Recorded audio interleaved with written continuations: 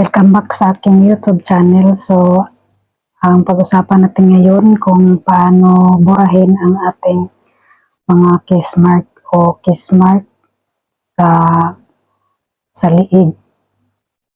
So, una nating gagawin guys para mawala yung kiss mark o chikinini sa ating liig.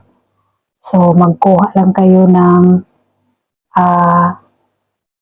towel or cotton, tapos magpakulo kayo ng tubig at ilagay nyo sa may tabo or sa may palanggana at ano mo yung cotton or ang towel.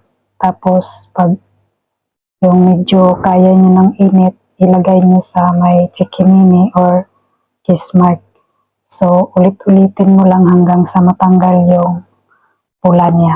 So, yun lang aking i-share guys. Thank you so much.